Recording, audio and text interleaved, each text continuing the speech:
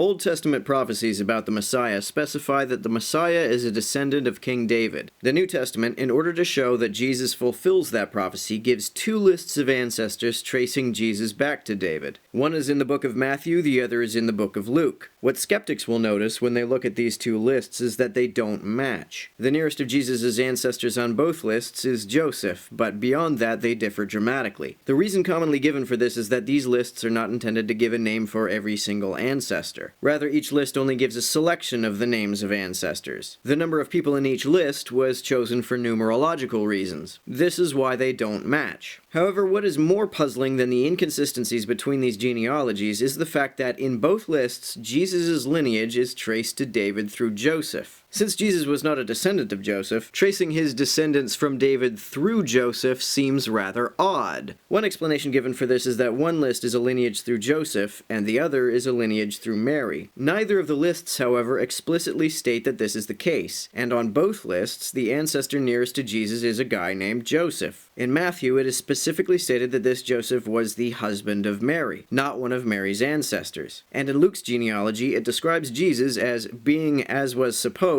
the son of Joseph, which seems to be a strong indication that this is also the Joseph that was Mary's husband and not some other Joseph who was Mary's ancestor. Some scholars say that Heli, listed in Luke as the ancestor just before Joseph, is actually Mary's ancestor rather than Joseph's ancestor. But of course it doesn't explicitly say this, and I think you have to do some pretty impressive hermeneutic gymnastics in order to argue that this is what the passage implies. Luke 3:23 says, "And Jesus himself began to be about 30 years of age, being, as was supposed, the son of Joseph, which was the son of Heli." It seems pretty clear that this passage is saying that Joseph is a descendant of Heli, but there are apologists who believe that this bit ought to be read like this. "And Jesus himself began to be about 30 years of age, being, as was supposed, the son of Joseph, but who was actually the descendant of Heli, Mary's ancestor." If this is what this passage really means, it seems odd that it would be written so ambiguously. It's awfully sloppy writing for an infallible, divinely inspired text. Another explanation offered is that even if both lists are Joseph's ancestors, they are intended to show that Jesus is a legal descendant of David rather than a biological descendant. This seems hard to reconcile with some of the prophecies that describe the Messiah as a descendant of David. One of the Old Testament passages interpreted as a prophecy is 2 Samuel chapter 7 verse 12, in which Yahweh addresses David's son Nathan, saying, "And when thy days be fulfilled, and thou shalt sleep with thy fathers, I will set up thy seed after thee, which shall proceed out of thy bowels."